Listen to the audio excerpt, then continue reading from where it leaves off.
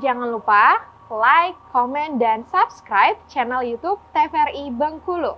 Dan jangan lupa nyalakan notifikasinya.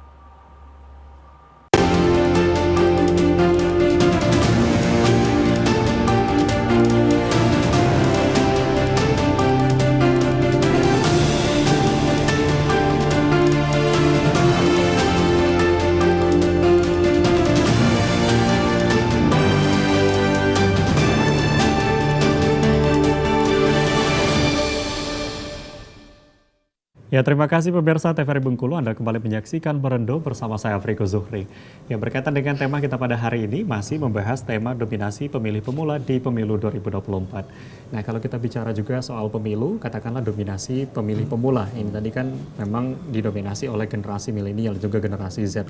Nah, generasi Z ini katakanlah yang masih baru-baru mendapatkan KTP sebetulnya yang membuat mereka agar tergerak gitu. Kalau kita melihat tadi di segmen pertama kita membahas banyak anak-anak muda yang justru kurang kurang minat gitu ya atau apatis gitu dalam berkontribusi dalam pemilu ini sendiri. Sebenarnya untuk anak-anak muda mungkin yang katakannya baru mendapatkan KTP ini yang membuat mereka agar tergerak untuk bisa ikut dalam memilih atau terjun dalam politik ini seperti apa? Mungkin dari Pak Agus. Kalau saya melihat tidak bisa lepas dari ruang bagaimana mereka mengkonsumsi yang namanya informasi.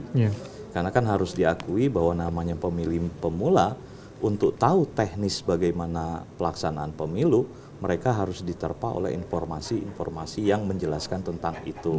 Nah, problemnya, apakah penyelenggara pemilu orientasi untuk menyebarkan informasi terkait bagaimana teknis pelaksanaan pemilu itu hanya bersandarkan pada media konvensional, sementara ada perubahan perilaku bahwa mereka lebih banyak mengkonsumsi yang namanya informasi itu melalui internet atau medsos. Nah, karena itulah menurut saya itu harus menjadi ruang yang disasar oleh penyelenggara pemilu untuk menjelaskan kepada pemilih pemula bahwa teknis, mekanisme, prosedur yang namanya pemilihan itu harus disajikan dengan beragam bentuk konten yang akrab dengan mereka. Nah, kalau kita lihat misalnya ya yang namanya media konvensional yang kemudian menggunakan juga platform media online, terkadang akses informasi itu kalah dengan media-media yang dekat dengan mereka. Ya, harus kita akui, misal dengan menyebut ada Bengkulu Info sebagai satu platform, tapi dia bukan sebuah media sebetulnya.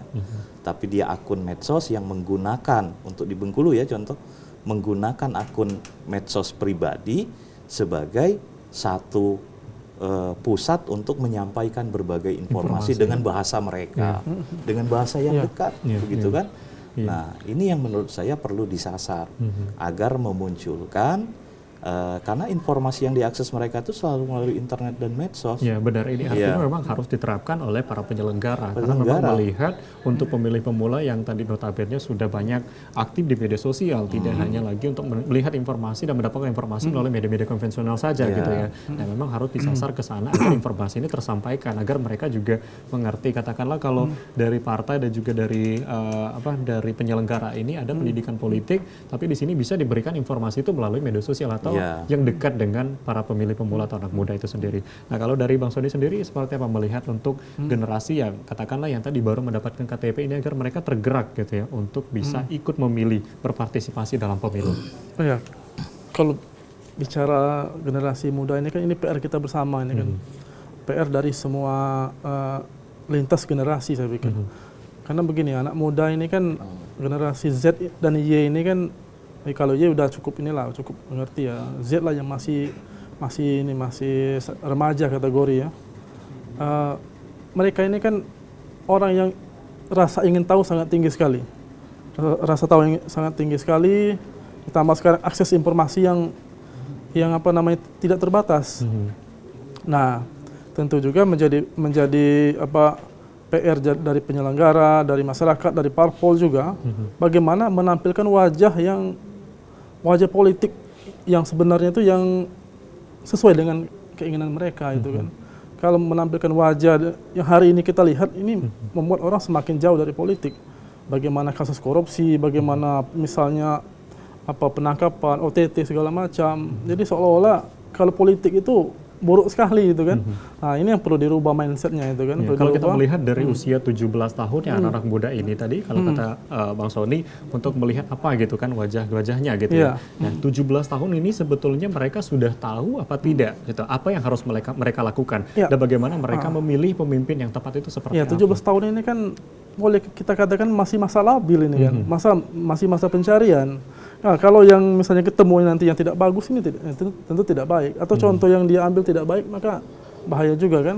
Makanya perlu tugas kita bersama menampilkan wajah politik ini yang baik gitu kan, yang baik dan sesuai dengan konstitusi itu kan. Karena kan terkadang juga wajah politik itu ditampilkan lewat, misalnya kalau mahasiswa itu kan lewat di dunia kampus itu kan, lewat apa pemirah segala macam, apa konflik segala macam. Jadi mereka sudah bosan itu kan.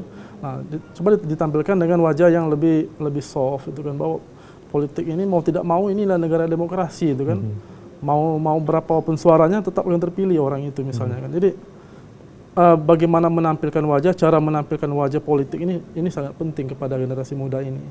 Ya, karena begini Bang, jumlah penduduk di Bengkulu ini kan semakin bertambah. Benar.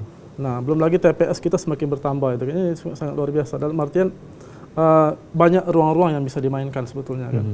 Nah, itu tadi kalau kita melihat kan anak-anak katakanlah yang baru memiliki KTP yang berusia 17 tahun ini, yang mereka itu belum tahu harus apa gitu. Mereka juga belum mengenal bagaimana mereka memilih pemimpin yang tepat gitu ya. Dan memang harus membutuhkan informasi-informasi. Tapi banyak juga yang katakanlah kalau dari Bang Sony tadi menyampaikan, anak muda ini kan rasa ingin tahunya lebih gitu. Dan akhirnya membuat mereka mengetahui bahwa elit politik kita ini seperti ini. Mereka hanya tahu bobroknya saja gitu katakanlah, yang membuat mereka akhirnya menghindar dari sana. Akhirnya ya biarlah, kalaupun saya memilih toh akhirnya bakal tetap seperti itu. Melihat dari kondisi yang terjadi ini seperti apa, Agus? Iya, memang tadi saya di awal mengatakan bahwa peran medsos sebagai satu suplai informasi bagi generasi Z ini tidak bisa kita pisahkan. Karena bagaimanapun sebagai generasi Z ya, mereka ini merupakan satu generasi yang diasuh oleh digital. Sejak mereka lahir, mereka tumbuh, mereka mengkonsumsi yang namanya informasi itu melalui gawai atau gadget mereka. Nah, karena itulah wacana narasi yang beredar, bersirkulasi di medsos itu, saya rasa menentukan arah ke depan mereka itu akan kemana. Belum lagi kalau kita bicara algoritma medsos, algoritma medsos itu kan memiliki kemampuan untuk merekam perilaku kita selaku pengguna. Apa yang kita suka, apa yang kita tonton, itulah yang akan diterpakan ke kita secara otomatis. Itulah yang akan ditampilkan. Nah, karena itulah sementara produsen dari narasi itu harus diakui adalah mereka-mereka yang punya kepentingan untuk mempengaruhi opini publik, termasuk generasi pemilih pemula. Nah, problemnya konsolidasi di tingkat pemilih pemula yang memiliki kesadaran untuk membangun narasi-narasi yang positif itu harus diakui kalah dengan beredarnya informasi-informasi yang berkarakter disinformasi, hoax dan lain sebagainya yang jauh mungkin lebih besar. Nah, perilaku digital native tadi harus diakui menyebabkan mereka menjadi konsumen informasi itu secara instan. Mereka tidak mendalam. Beda mungkin dengan generasi Mas Sony.